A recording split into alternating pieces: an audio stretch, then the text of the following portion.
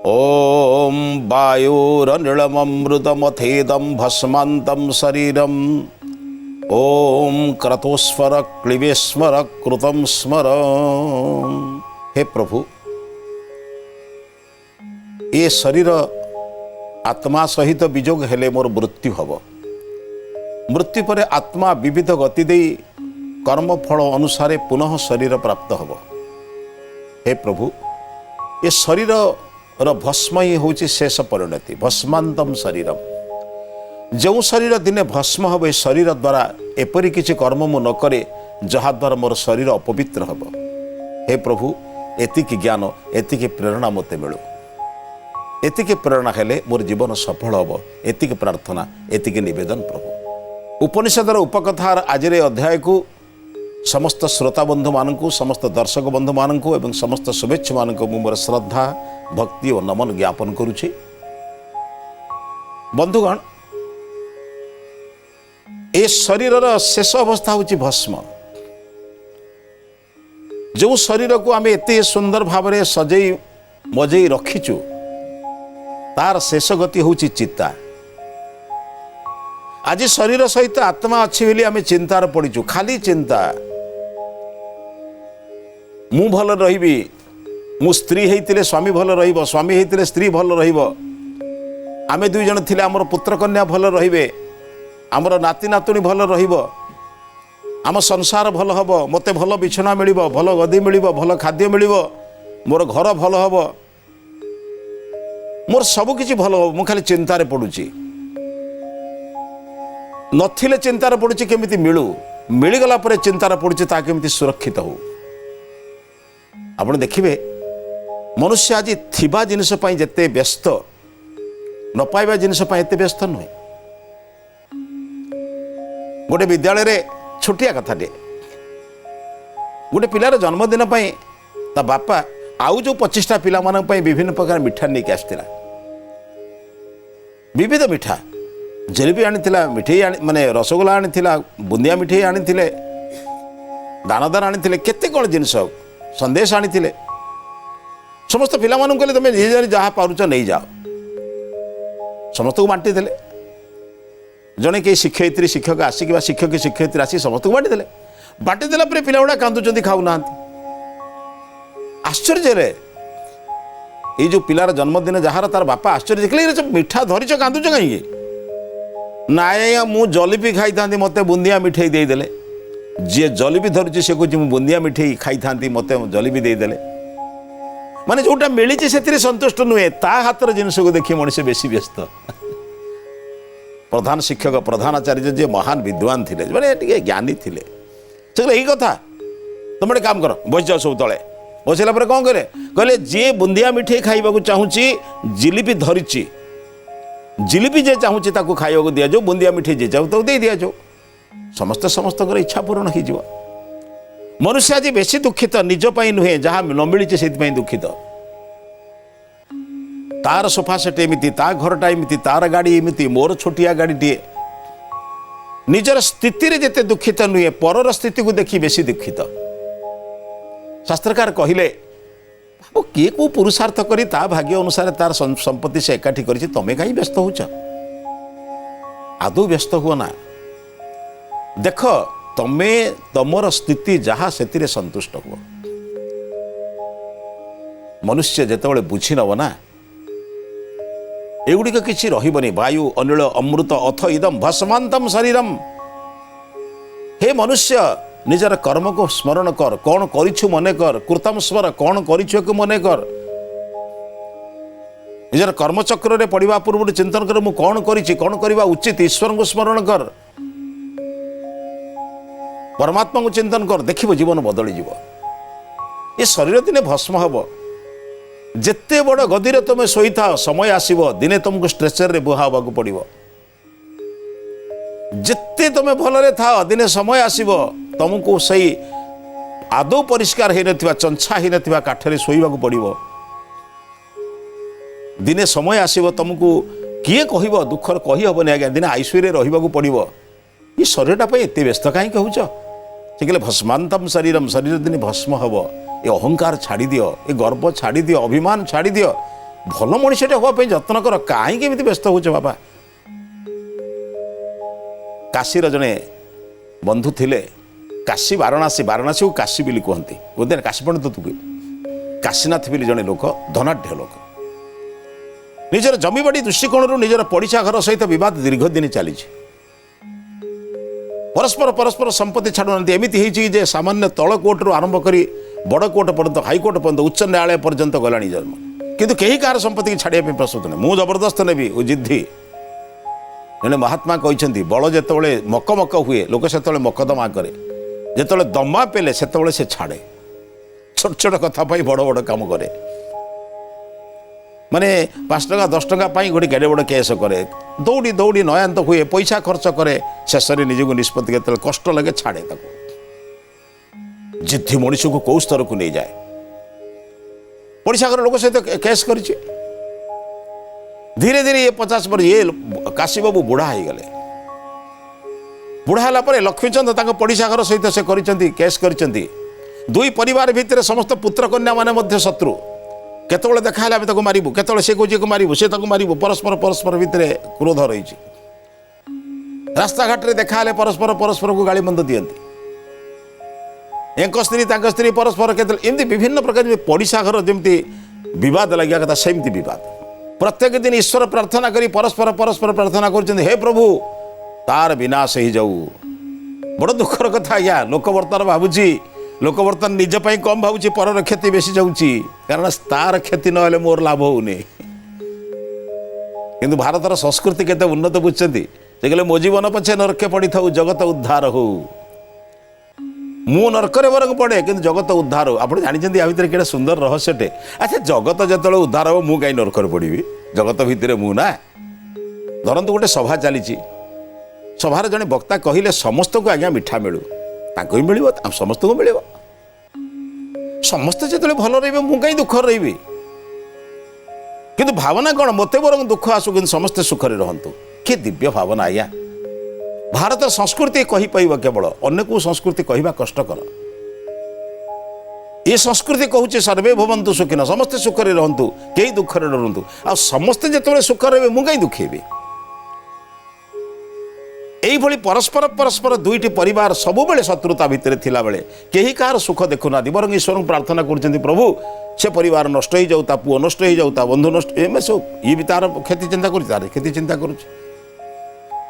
সময়ক্রমে বৃদ্ধাবস্থায় যেতবে কাশীনাথ পৌঁছিলে গুরুঙ্কর পরামর্শ ক্রমে গোটে গুরুকূଳରେ যাই রহিলে। গুরুଙ୍କୁ କହିଲେ ଗୁରୁଦେବ ମୋର ଧ୍ୟାନରେ ମନ ଲାଗୁନି। କାହିଁ ବାବା? ତୁମକୁ ସତ କଥା କହିବାକୁ ପଡ଼ିବ ନା, ଆଉ ତୁମେ ସତ କଥା ନ କହିଲେ ବି ପ୍ରକୃତ ଜୀବନର ସାର୍ଥକତା ଆସିବ ନାହିଁ। ଡାକ୍ତର ପାଖରେ କ'ଣ କିଏ ମିଛ କହେ?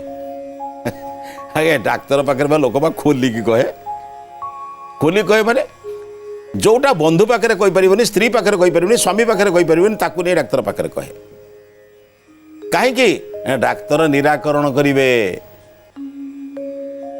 ଯେମିତି ଶରୀରକୁ ଭଲ କରିବା ପାଇଁ ଡାକ୍ତର ପାଖରେ ରୋଗୀ ସବୁ କଥା ଖୋଲିକି କହେ, ତେଣୁ ମନକୁ ଭଲ କରିବା ପାଇଁ ତମେ ଗୁରୁ ଆଚାର୍ଯ୍ୟ ଜଣେ କଲଣି, କାହା ପାଖରେ ଜଣେ ଖୋଲିକି କହିବ। ଆଜ୍ଞା ଲୋଭବଶତଃ ପରଦ୍ରବ୍ୟ ଲୁଣ୍ଠନ କରିଛି, କାମନାବଶତଃ ପର ଉପରେ କାମନାବଶତଃ ପରକୁ ଏମିତି ଅଧିକାର କରିଛି, କ'ଣ କ'ଣ କରିଛ କହିଦିଅ। ଯେମିତି ମାଟିଏ ଚାହେଁ ଗୋଟେ ସ୍ତ୍ରୀ ଲୋକ ଡାକ୍ତର ହେଲେ ମୁଁ ତା ପାଖରେ ଖୋଲିକି କହିପାରିବି, ପୁରୁଷ ଲୋକଟିଏ ଚାହେଁ ଗୋଟେ ପୁରୁଷ ଲୋକ ପାଖରେ ଯେତେ ଖୋଲାରେ କହିପାରିବି, ସ୍ତ୍ରୀ ଲୋକଟା ପାଖରେ କେମିତି କହିବି? ସ୍ତ୍ରୀ ଲୋକଟେ ସେମିତି ଚାହେଁ। ସେମିତି ଜଣେ ଗୁରୁ ଆଚାର୍ଯ୍ୟ ବନ୍ଧୁ ରଖ, ଯାହା ପାଖରେ ନିଜ ଜୀବନଟା ଖୋଲିକି ସବୁ କହିଦେବ, ସେ ତୁମର ଜୀବନକୁ ବଦଳେଇ ଦେବେ।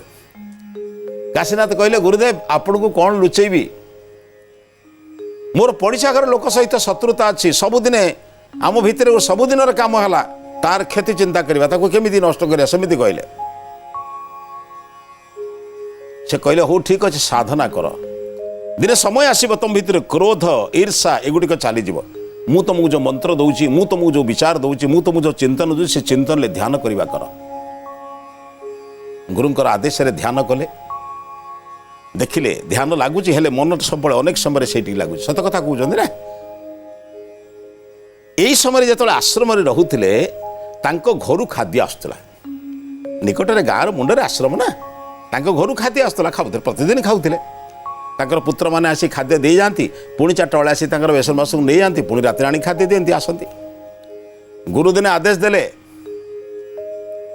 ତମକୁ ଘର ଖାଦ୍ୟ ଖାଇବା ମନା, ସେଇଥିପାଇଁ ଘର ଖାଦ୍ୟ ଖାଉଛ ବୋଲି ଘର କଥା ମନେ ପଡୁଛି। ଜୈସେ ଖାଏ ଅନ୍ନ ୱୈସେ ହୋବେ ମନ। ତମେ ଘରର ଅନ୍ନ ଖାଉଛ ନା, ତାର ପ୍ରଭାବ ପଡୁଛି। ଅନ୍ନର ପ୍ରଭାବ ଦୃଷ୍ଟିକୋଣରେ ତମେ ଘର କଥାକୁ ଅଧିକ ଚିନ୍ତନ କରୁଛ, ଈଶ୍ୱରଙ୍କ ଚିନ୍ତନ ହଉନାହିଁ, ତେଣୁ ଧ୍ୟାନରେ ମନ ଲାଗୁନାହିଁ। କାଶୀନାଥ କହିଲେ କ'ଣ କରିବାକୁ ପଡ଼ିବ ପୁଣି ମୋତେ? କହିଲେ ତମକୁ ଘର ଖାଦ୍ୟ ବନ୍ଦ। କହିଲେ ବଞ୍ଚିବି କେମିତି? କହିଲେ ତମକୁ ଭିକ୍ଷା ମାଗିକି ଖାଇବାକୁ ପଡ଼ିବ। ଏଇ ଯେଉଁ କଠିନ ସାଧନା କରିବାକୁ ପଡ଼ିବ, ଜୀବନରେ ସାଧନା କରିବାକୁ ଗଲେ କଠିନ ବ୍ରତ ଆଚରଣ କରିବାକୁ ପଡ଼ିବ। ଏମିତି ହେଲେ ହବନି, କଠିନ ବ୍ରତ। କହିଲେ କ'ଣ କରିବି? ନା ଭିକ୍ଷା ମାଗିକି ଖାଇବାକୁ ପଡ଼ିବ। ଯେହେତୁ ଗାଁର ସେ ଜଣେ ସମ୍ପନ୍ନ ବ୍ୟକ୍ତି ଥିଲେ, ନିଜ ଗାଁରେ ଭିକ୍ଷା ମାଗିଲେ କାଳେ କାହା ସହିତ ଶତ୍ରୁତା ଅଛି, କିଏ ଦବ ନ ଦବ ବୋଲି ଯେଉଁମାନେ ମିତ୍ର ଲୋକ ଥିଲେ ସେଇମାନଙ୍କ ଘରକୁ ଯାଇ ମାଗୁଥିଲେ। ଏଡ଼େ ବଡ଼ ଲୋକ ବହୁ ଲୋକଙ୍କୁ ସାହାଯ୍ୟ କରିଛନ୍ତି। ପଡ଼ିଶା ଘର ସେ ସିନା ବିବାଦ ଲାଗିଛି, ଅନେକ ଲୋକଙ୍କୁ ସାହାଯ୍ୟ କରିଛନ୍ତି ନା ନାହିଁ। ଯେତେବେଳେ ବାନପ୍ରସ୍ଥି ବେଶରେ ଯାଇ ଭିକ୍ଷାମ ଦେହି କହୁଛନ୍ତି, ସେମାନେ ଜାଣୁଛନ୍ତି ଆରେ ରେ ଇଏ ଆମ ଗାଁରେ କାଶୀନାଥ, ଇଏ ବର୍ତ୍ତମାନ ସନ୍ନ୍ୟାସୀ ହେଇଛନ୍ତି, ମାନେ ବାନପ୍ରସ୍ଥ ହେଇଛନ୍ତି, ତାଙ୍କୁ ଦିଅ। ଯାହାର ଯାହା ଅଛି, କିଏ ଖାଦ୍ୟ ପଦାର୍ଥ ଠାରୁ ଆରମ୍ଭ କରି ବ୍ୟଞ୍ଜନ, ଅନ୍ନ ବ୍ୟଞ୍ଜନ ସମସ୍ତେ ଦିଅନ୍ତି। ଗୁରୁକୁଳର ପ୍ରଥା, ବାନପ୍ରସ୍ଥୀମାନଙ୍କର କଥା ହେଉଛି ଅନ୍ନ ଆଦାୟ କରିବେ, ଗୁରୁଙ୍କୁ ଦେବେ, ଗୁରୁ ସ୍ୱୟଂ ଭୋଜନ କରିବେ, ଗୋମାତାକୁ ଦେବେ, ଯଜ୍ଞରେ ଦେବେ, ନିଜେ ଖାଇବେ, ଅନ୍ୟମାନଙ୍କୁ ଖୁଆଇବେ, ଏବଂ ଯିଏ ଭିକ୍ଷା ମାଗିକି ଆଣିଛି ତାକୁ ମଧ୍ୟ ଖାଦ୍ୟ ଖାଇବାକୁ ଦେବେ। ଏ ତ ଗୁରୁକୁଳର ପରମ୍ପରା। ଏମିତି କିଛି ଦିନ ଖାଇଲେ, ତଥାପି ତାଙ୍କର ମନରୁ ଗଲାନି। ଏ ଚିନ୍ତନ ପୁଣି ରହିଲା ମନରେ। ବେଳେ ବେଳେ କୁହନ୍ତି ଆଜ୍ଞା ଗୁରୁଦେବ ମୁଁ ଧ୍ୟାନ କରୁଛି, କିନ୍ତୁ ମନକୁ ତ ସେଇ କଥା ଆସୁଛି, ଆଉ ତାକୁ ଉପଯୁକ୍ତ ଦଣ୍ଡ ମିଳିଲାନି। ମୋର ମନରେ ଶତ୍ରୁତା ଈର୍ଷା ମାନେ ଆସୁଛି ମନ ଭିତରକୁ, ମନେ ଯେମିତି ମନକୁ ମଳିନ କରୁଛି କିଏ ଜଣେ ଗୋଟେ କିଏ ଆସିକି। ଗୁରୁ କହିଲେ ତମକୁ ତମ ଶତ୍ରୁମାନଙ୍କ ଘରୁ ଭିକ୍ଷା ମାଗି ଚଳିବାକୁ ପଡ଼ିବ। ଅର୍ଥ ତମକୁ ଯିଏ ଭଲ ନ ପାଏ ତା ଘରୁ ଭିକ୍ଷା ମାଗିବ। କହିଲେ ଆଜ୍ଞା ସେମାନେ ଦେବେ, ୟାର କ'ଣ ଅଛି, ଗୁରୁତ୍ୱ ଅଛି? କହିଲେ ନ ଦେଇ ପାରନ୍ତି, ନଦେଲେ ମୁଁ ବୁଝିବି ତମର ଭୋଜନ କଥା, କିନ୍ତୁ ତମକୁ ମାଗିବାକୁ ପଡ଼ିବ। ତମର ଅହଙ୍କାର, ତମର ଗର୍ବ, ତମର ପ୍ରତିଷ୍ଠାକୁ ତ୍ୟାଗ କରି ମାଗିବାକୁ ପଡ଼ିବ। ଯଦି ଜୀବନରେ କିଛି ଭଲ ମଣିଷ ହେବାର ଅଛି, ଜୀବନରେ ମିତ୍ରକୁ ତ ସମସ୍ତେ ଆଲିଙ୍ଗନ କରନ୍ତି, ଶତ୍ରୁକୁ କିଏ ଆଲିଙ୍ଗନ କରେ ଆଜ୍ଞା? ଗୁରୁଙ୍କର ଆଦେଶ, ଜୀବନକୁ ନିର୍ମାଣ କରିବାକୁ ହେଲେ ଶତ୍ରୁକୁ ବି ଆଲିଙ୍ଗନ କରିବାକୁ ପଡ଼ିବ। ଶ୍ରେଣୀରେ 60-70 ନମ୍ବର ରଖୁଥିବା ପିଲାକୁ ଫାଷ୍ଟ କ୍ଲାସ୍ ଦେଇଦେବା, ଏଇଟା କ'ଣ ବାହାଦୁରୀ ଭାବୁଛନ୍ତି? ତଳେ ପଡ଼ିଥିବା, ଅନୁତ୍ତୀର୍ଣ୍ଣ ହେଉଥିବା, ଫେଲ୍ ହେଉଥିବା ପିଲାକୁ ଯଦି ଆମେ ପ୍ରଥମ ଶ୍ରେଣୀ ପାସ୍ କଲେ ସେଠି ବାହାଦୁରୀ। ଗୁରୁ ସେଇ କଥା ଦେଖିଲେ, କହିଲେ ଜୀବନରେ ପରିବର୍ତ୍ତନ କରିବା, ପରିବର୍ତ୍ତନ ହେବା ପାଇଁ, ମୋକ୍ଷ ମୁକ୍ତି ନିର୍ବାଣ ପାଇବାର ସାଧନ ଦେବା ପାଇଁ କ'ଣ କରିବାକୁ ପଡ଼ିବ? ନା ଏକୁ ବର୍ତ୍ତମାନ ଗୁରୁଙ୍କ ନିକଟରେ ବର୍ତ୍ତମାନ ତାର ଯେଉଁ ସାଧନା ଶତ୍ରୁ ନିକଟକୁ ପଠାଇବାକୁ ପଡ଼ିବ। ଶତ୍ରୁ ନିକଟରେ ପହଞ୍ଚିଲେ ଶତ୍ରୁତାର ବାତାବରଣ ଯେତେବେଳେ ଦୂର ହେଇଯିବ, ପରସ୍ପର ମିତ୍ର ହେଇଯିବେ, ସେତେବେଳେ ଜୀବନ ପରିବର୍ତ୍ତନ ହେବ। ଆପଣ ଈଶ୍ୱରଙ୍କ ପାଖକୁ ଏଇ ଭକ୍ତି, ଏଇ ଯେଉଁ ଶତ୍ରୁତାକୁ ନେଇ ଯାଇପାରିବେନି। ଈଶ୍ୱର ଭକ୍ତି ପାଖରେ ଏଗୁଡ଼ିକର ଆବଶ୍ୟକତା ନାହିଁ। ଭଲରେ ବୁଝନ୍ତୁ, ଆପଣ ଈଶ୍ୱରଙ୍କ ଦରବାରରେ ଯେତେବେଳେ ପହଞ୍ଚିବେ ସେତେବେଳେ ଭଗବାନ ପଚାରିବେନି ତୁ କେତେ ପୁଣ୍ୟ କରିଛୁ, ପାପ କରିଛୁ। ସେହି ହିସାବ ତ ଚିତ୍ରଗୁପ୍ତର। ଆପଣ କେତେ ଦାନ କରିଛନ୍ତି, କେତେ ଅପହରଣ କରିଛନ୍ତି, କେତେ ଛଳନା କରିଛନ୍ତି, କେତେ ଭଲ କାମ କରିଛନ୍ତି, ତାର ସବୁ ଚିତ୍ରକୁ ତ ଚିତ୍ରଗୁପ୍ତ ରଖୁଛି। ଗୁପ୍ତ ଭାବରେ ଚିତ୍ର ବୋଲି ତା ନା ପା ଚିତ୍ରଗୁପ୍ତ। ତା ନା ଚିତ୍ରଗୁପ୍ତ ଜାଣିଛନ୍ତି? ଚିତ୍ରଗୁପ୍ତ ଟିକେ ଉଲ୍ଟେଇ ଦେଉନାହାନ୍ତି, ଗୁପ୍ତ ଚିତ୍ର। ଗୋପନରେ ଯେତେ କାମ କରିଛନ୍ତି ସବୁ ଚିତ୍ରକୁ ସେ ଲେଖିକି ରଖିଛି। ସେ ଆପଣଙ୍କ ମୃତ୍ୟୁରେ ଖୋଲିଦେବ, ତମେ ଏଇଆ କରିଛ। ଯେତେ ଭଲ କୁହ, ସଂସାରରେ ଯେତେ ଭଦ୍ର ଲୋକ ଦେଖେଇ ହୁଅ, ତମର ଅସଲ ଚରିତ୍ର ସେ ଦେଖେଇଦେବେ। କାହିଁକି? ତାକୁ ସେଇଥିପାଇଁ ତାକୁ କୁହନ୍ତି ଚିତ୍ରଗୁପ୍ତ। କ'ଣ କହିବ? ବାପା ତମେ ଏହା କରିଛ, ତମର ଗତି କୁଆଡ଼େ ଦେଖ। ତମେ ଖାତାରେ ଲେଖିନାଅ, ପାସ୍ କରିବା ଆଶା କରୁଛ କାହିଁକି? ତମେ ଖାତାରେ ଏତିକି ଲେଖିଛ, ସେକେଣ୍ଡ କ୍ଲାସ୍ ପାଇବ, ଏତିକି ଲେଖିଛ, ଫାର୍ଷ୍ଟ କ୍ଲାସ୍ ପାଇବ। କିନ୍ତୁ ପରମାତ୍ମା ଗୋଟେ କଥା ପଚାରିବେ, ଈଶ୍ୱର ପଚାରିବେ, ବାପା ପାପ ପୁଣ୍ୟ କ'ଣ କରିଛୁ? ସେ କଥା ଚିତ୍ରଗୁପ୍ତର କାମ। କିନ୍ତୁ ମୁଁ ତତେ ପଚାରୁଛି, ଅନେକ ଭଲ ମୁହୂର୍ତ୍ତ ଦେଇଥିଲି, ଅନେକ ଶୁଭ ମୁହୂର୍ତ୍ତ ଦେଇଥିଲି, ଅନେକ ଶୁଭ କ୍ଷଣ ଦେଇଥିଲି, ତୁ ତାକୁ କେତେ ଉପଯୋଗ କରିଛୁ? ना ताको दुरुपयोग करिचु से शुभ क्षण को तू नष्ट करिचु ना यथार्थ मार्ग रे प्रयोग करिचु तू से शुभ क्षण गुड़ी को उत्तम कार्य लगेचु ना अनुत्तम कार्य लगेचु से सुजोग तू उपयोग करिचु ना दुरुपयोग करिचु यह पचारिबे गुरुंकर ये आदेश शुणी सारा पर तुमको शत्रु घरे जाई भिक्षा मागिबा पड़ो दुईटा कथा गोटे हूँ गुरुंकर आदेश गोटपटारे रही शत्रु घर को प्रवेश करवा दीर्घ दिन पर प्रवेश करिवार जो द्वंद्व जीविना जीवी नहीं जीविना जीवी नहीं गोटपटारे जीविना जीवी नहीं गोटपटारे आदेश होची तुम जाओ गोटपटारे ईश्वर मार्ग गोटपटे संसार मार्ग गोटपटारे श्रेय मार्ग गोटेपटे प्रेय मार्ग श्रेय मार्ग कहूँ गुरुंकर आदेश मान ताले जीवन परिवर्तन हम प्रेय मार्ग कहूँ शत्रु मु घर को जीवी से मत एमती कही सेमती कही मो माने मत गाली देछि मत एक कथा कही बहुत लोक पुराणा कथा को मन रखती पुराणा कथा को मन न रखा ही लोक मनुष्य ही सफलता पाए केते नदी रे पानी गड़ी गलानी गछरु केते पत्र झड़ी गलानी कहीं पुराणा कथा को मन रखी बस भूली जाओ भाई जीवन में अनेक जिनिस भूली जाइए कहीं मन रखिच भी भूली जाओ गले प्रातः काल रे निजर नित्यकर्म समाप्त कर ईश्वर को उपासना करी प्रभु को प्रार्थना करी गले आज बहुत दिन पर जाऊँगी हे प्रभु मोर अंतर भितर तांको प्रति शत्रुतार भाव दियनी मोर अंतर भितर तांको प्रति कौन वैमनस्य न रहू विरक्ति न रहू अनुरक्ति रहू समस्त घर को जिमी जाऊँचे घर सेमी जी दबा न दबा तांको पर निर्भर करे गाली दबा किंबा मते प्रशंसा करवा तांको पर निर्भर करे मते बसवा को कहवा कि गोड़ेवा हेटा तांको पर निर्भर करे मु जीवी गले जिते द्वार मुहरे तांकर सेवकटी देखीदेला दीर्घ दिन शत्रु द्वार मुहरे दौड़ी दौड़ी डाकिला पिलामानकु डाकिला अरे रे तुम शत्रु घर पाख पड़िशा घर शत्रु जे सी आज आस तुम द्वार मुह को आस आस कौन करवा कथा गाली दब कि मार कि पिट कौन कर आस समस्ते आसिक द्वार मुहरे पहुँचला बेलू सेपटे पिला माने कहले आम बापा बहुत दिन धरी बानप्रस्थ ही चली जाइछंती आमे पितृहीन थिलु आज आपण आम द्वार मुह को आछंती काहेकि आपण जानिछंती तांकर पड़िशा घर लोक जी लक्ष्मीचंद से मध्य गोटे आश्रम रे बानप्रस्थ ही अछंती ये जेमि सेतळे नियम थिला ना 50 वर्ष पर 51 को जीव अर्थ बानप्रस्थ जीवन यापन करिवे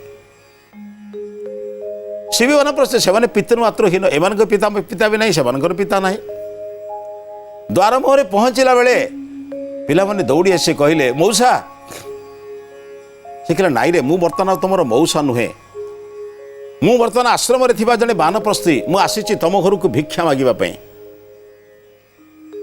कहला या आपन को आमे भिक्षा दबुने आपण ठारू आमे किछि चाहूचो आशा करूचो आपण आमको देबे कहले बापा मो पाखरे अछि कोन मु तो समस्त संपत्ति छाड़ दे आछि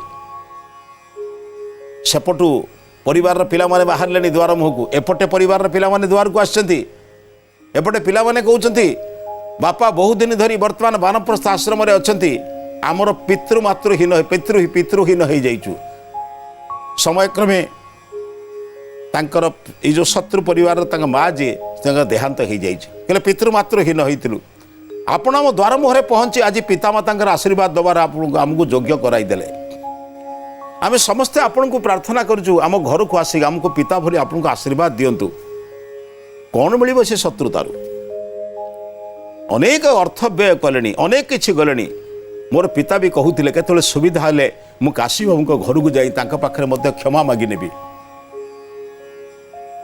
एपटे पिला माने कहउचंती बापा जीवा पर आमे निष्पत्ति करिचु आम भितर कौन सी विवाद रखिबा नहीं आमे परस्पर परस्पर विवाद कहीं रखा कौनटा बा नहीं जावा मो बापा तो गले बानप्रस्थु किसी नहीं नांती आपण भी बानप्रस्थु गले किसी नहीं आंती कहीं विवाद लगिबा आम परवर्ती पीढ़ी मानक शत्रुता भितर कहीं टाणी नबा उभय परिवार एकाठी हैला बेले लक्ष्मीचंद आखिरु धार धार धार धार लुह गड़ुची काशीनाथ लक्ष्मीचंद पुत्र मान देखी कहते बाबूरे तमें भी अनाथ नुहे एपटे कहते तमें भी अनाथ नुहे ମୁଁ ତମର ପିତା ନୁହେଁ ସତ, କିନ୍ତୁ ପିତାର ଭୂମିକାରେ ଆଜି ଆସିଛି। ମୁଁ ତମକୁ ଆଶୀର୍ବାଦ ଦେଉଛି ଏବଂ ତମକୁ ଅନୁରୋଧ ବି କରୁଛି। ଜଣେ ବାନପ୍ରସ୍ଥୀ ଭାବରେ ଆଦେଶ ଦେଉଛି, ଆଶୀର୍ବାଦ କରୁଛି, ଜଣେ ପିତା ଭାବରେ ମଧ୍ୟ ତମକୁ ଆଦେଶ ଦେଉଛି। ଉଭୟଙ୍କ ଭିତରେ ଥିବା ସମସ୍ତ କଳି ତକରାଳ ଏବଂ ଯାହା ଯାହା ବିବାଦ ଅଛି ତାକୁ ଉଠାଇ ନିଅ। ମୋର ସାମ୍ନାରେ ଆସ, ପରସ୍ପର କୋଳାକୋଳି ହୁଅ। ସେ ଘରର ପିଲାମାନେ ଏ ଘରର ପିଲାମାନେ ସମସ୍ତେ କୋଳାକୋଳି ହେଲେ, ସେ ଘରର ବୋହୂ ଏ ଘରର ବୋହୂ ସମସ୍ତେ କୋଳାକୋଳି ହେଲେ। ବାପା ମା ଉଭୟ ମିଶି ଆଶୀର୍ବାଦ ଦେଲେ, କହିଲେ ବାପା ସତ୍ୟକୁ ଯିଏ ବୁଝିଯିବ, କର୍ମଫଳକୁ ଯିଏ ବୁଝି ଯାଇଛି, ସେ ଏଭଳି ବିଭିନ୍ନ ପ୍ରକାର କାର୍ଯ୍ୟରେ ପଡ଼ିବ ନାହିଁ। ଦିନେ ତ ଯିବାକୁ ପଡ଼ିବ, ଖାଲି ହାତରେ ଯିବାକୁ ପଡ଼ିବ, କିନ୍ତୁ କେବଳ ସଂସ୍କାର ନେଇ ଯିବାକୁ ପଡ଼ିବ। ଯେଉଁ ସଂସ୍କାର ମୋତେ ଭୋଗବାଦୀ କରାଉଛି, ଯେଉଁ ସଂସ୍କାର ମୋତେ ଜୀବନକୁ ନଷ୍ଟ କରୁଛି, ସେ ସଂସ୍କାର ପଛରେ କାହିଁକି ପଡ଼ିବି? ଆପଣମାନଙ୍କ ଭିତରେ ଥିବା ସମସ୍ତ ଦୋଷ ଦୁର୍ବଳତା ଏକୁ ଏକାନ୍ତରେ ବସି ପ୍ରଭୁଙ୍କ ପାଖରେ ପ୍ରାର୍ଥନା କରି ଛାଡ଼ି ଦିଅନ୍ତୁ। ମୁକ୍ତ ହୋଇଯାଆନ୍ତୁ, ଶୁଦ୍ଧ ହୋଇଯାଆନ୍ତୁ। ସେଥିରେ ଆପଣ ଯେଉଁ କଥା ଚିନ୍ତନ କରିବେ ସଫଳ ହେବେ। ମଇଳା ଥିବା ସାର୍ଟରେ ରଙ୍ଗ ଲାଗେ ନା। ଆପଣଙ୍କ ଭିତରେ ଯଦି କୌଣସି ଦୋଷ ଦୁର୍ବଳତା ଥିବ, ଆପଣଙ୍କୁ ଯେତେ ଭଲ କଥା କହିଲେ କେମିତି ଲାଗିବ? ତେଣୁ ପ୍ରଥମେ ଦୋଷ ଦୂର କରନ୍ତୁ, ଭଲ କାମ କରନ୍ତୁ, ନିଶ୍ଚିତ ଜୀବନରେ ସଫଳ ହେବେ। এই ବିଚାର ସହିତ ଆଜିର ଅଧ୍ୟାୟକୁ ଏଠି ସମାପ୍ତ କରୁଛି। ଏ ଅଧ୍ୟାୟକୁ ସମାପ୍ତ କରିବା ପୂର୍ବରୁ ଆଜିର ହିତବାଣୀ ସମ୍ପର୍କରେ ଚିନ୍ତନ କରିବା। ଜୀବିତ ଅବସ୍ଥାରେ ପିତାମାତାଙ୍କୁ ଯେ ଅସମ୍ମାନ କରେ, ମୁଁ ଅନୁରୋଧ କରୁଛି ସେଭଳି ପୁତ୍ର କନ୍ୟାମାନଙ୍କୁ ଆପଣ ଶ୍ରଦ୍ଧା କରନ୍ତୁ ନାହିଁ। କାରଣ ଯେ ନିଜର ପିତାମାତାଙ୍କୁ ଶ୍ରଦ୍ଧା କରେ ନାହିଁ, ସେ ଈଶ୍ୱରଙ୍କୁ ଭକ୍ତି କେମିତି କରିବ? ଜୀବିତ ପିତାମାତାଙ୍କୁ ଯେ ଭକ୍ତି କରେ, ସେହି ଈଶ୍ୱରଙ୍କ ଆଶୀର୍ବାଦ ପାଏ। এই ବିଚାର ସହିତ ଆଜିର ଅଧ୍ୟାୟକୁ ଏଠି ସମାପ୍ତ କରୁଛି। ସମସ୍ତଙ୍କୁ ନମସ୍ତେ।